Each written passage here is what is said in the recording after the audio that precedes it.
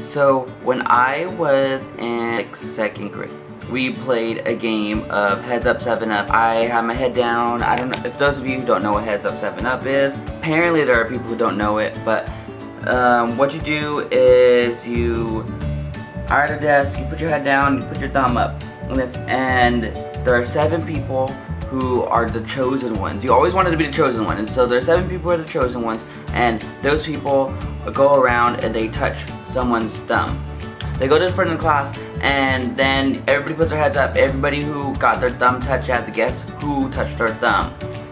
Anyways, that's not even the point of this story because we didn't even get that far. I had my head down, my thumb up, and I'm just waiting, and 2nd grade me was such a like shy, quiet person that even when I needed to go bathroom, I would not ask to go bathroom. I'd wait until class was over and then I'd go to the bathroom. I'd go rushing to the bathroom. Anyways, so 2nd grade me had his head down and he's just waiting and he's like, I need to pee so bad, but break is coming soon, so all I gotta do is get through this one game and I'm gonna be fine. And he's just like, just moving around, doing whatever he can not to start peeing, and so head down, thumb up, and as soon as someone touches his thumb, he started to pee.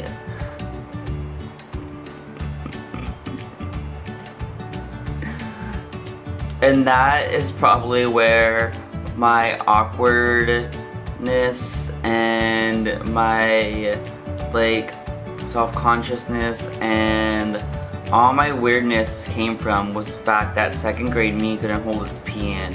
And he peed all over the classroom. I'm not gonna lie, this isn't a sob story at all, so please don't think it is. This is a story about sobs and why I have cried so many times in embarrassment by the stupid things I have done because of my body, or because I was ashamed of my body. But this is what this whole post is about. This whole blog is just about that.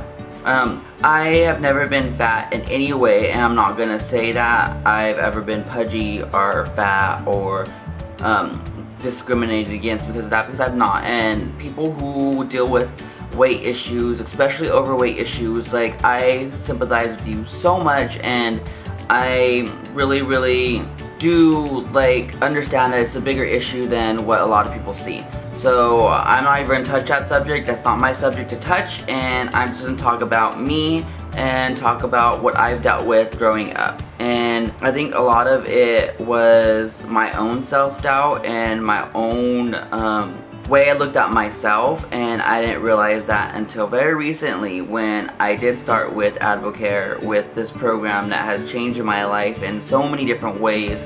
And now I'm starting to realize, like, it's not about how much you weigh, it's not about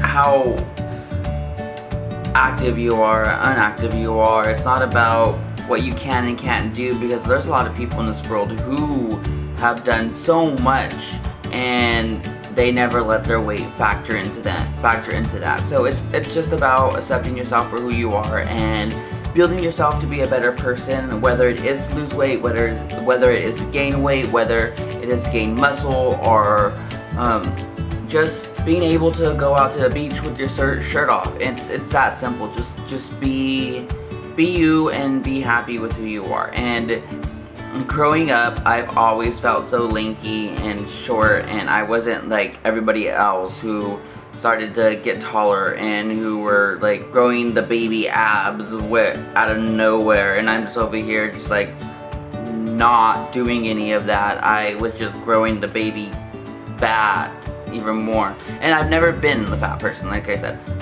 When I was a baby, I was a little bit pudgy. That's probably the last time I was overweight. Other than that, I've been pretty skinny. I'm stuck in that whole, like, I think it only deals with the whole gay world and how superficial it can totally be, and I think I'm stuck in the whole straight skinny and gay fat, where it's like I'm in between, and I've always been so ashamed of it because all of my friends growing up have all had abs, they had muscles, they were all just built, and they all got all the girls. And even after, when we were in our early 20s, like, I had friends who they honestly all they wanted to do was like get on stage and be go-go dancers because they had amazing bodies and they totally could do it. And they would like rock anybody's world and they get all the guys, and I was that friend who was just like, yeah, I'm gonna layer up in clothes and I will drink a lot, and then whenever it's time to leave, whenever you guys are ready and done doing your whole go-go dancing thing, we're gonna go to Denny's so I can stuff my face. And that's the one I've always been. I've always been that friend. I was always the one who had everybody's phones, who had everybody's keys. Like, I would be sober driver, or I would just be the one picking them up from random people's house at the end of the night. And I think a lot of it had to do with me not being satisfied or being okay with the way my outlook.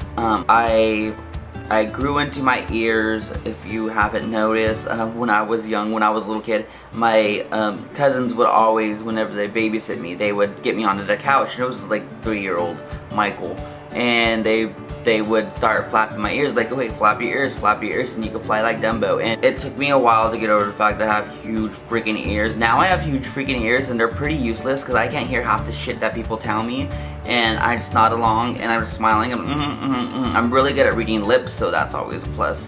Unless it's really dark, then I'm screwed. I have no idea what the fuck people are saying.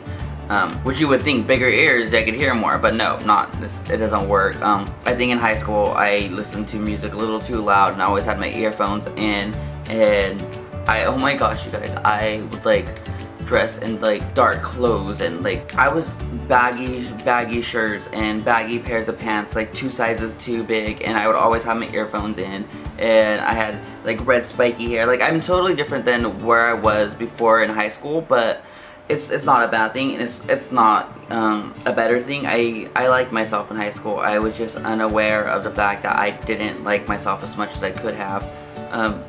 And another thing is I have like this huge weird nose. It's such, I don't know if anybody see. I don't know. I've always picked little things out that I hated about myself, and I made them these huge things. And the moral of the story is we are all born the way we look, and it's most likely not going to change unless we get plastic surgery or something tragic happens. It's not going to change. You are who you are, and you need to accept that and move past that. Like, move past how you feel about yourself, and just remember that you are an amazing person, and you're here, and you have the choice and the chance to make every single day a better day. And I want that for everybody, and I hope that everybody can definitely get to that point where they feel so much better about themselves every single day, and it only improves from there. Because once you feel like that, it's such an enlightenment. It's amazing, and it's amazing. So yeah, I guess I always felt like I was the DUFF in high school and in college, and afterwards, when I flunked out of college and I started just becoming a club kid, I always felt like the DUFF. I always felt like that just designated ugly fat friend, and a lot of people would come up to me asking me like if my friends were in relationships or if they were single, and it's like, it was never a great feeling, and it's never a great feeling now when people are interested in someone else other than you, but they go to you for it. Understand that they're feeling unsatisfied about their bodies too. Obviously, they're not as confident as they would seem because they're coming to you and they're not going straight to the source. And even your friends who are hot with abs and everything, they're not as confident as they seem. Well, most of them at least. There's some that are just really cocky and really have just huge heads, but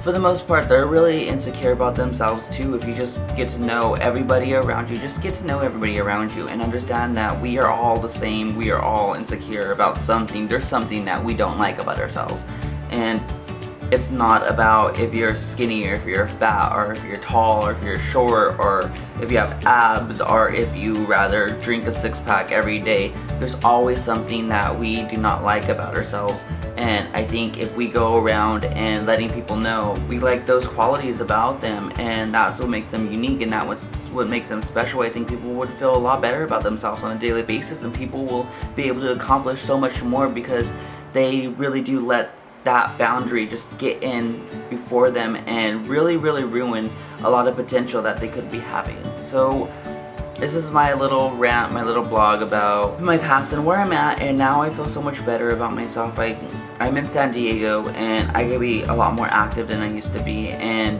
I have this different mindset and I'm so excited about it. I'm so excited where I'm at.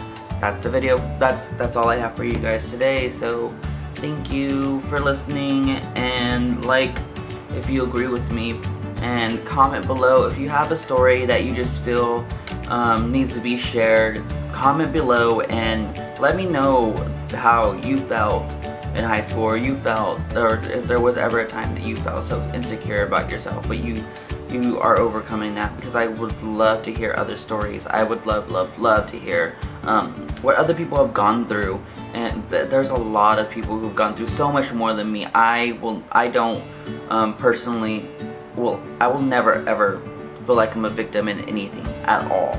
And I know there are a lot of people who unfortunately don't have that choice, and they've been victimized by so many different things. And show them love, and that's all we can do, is just show everybody love.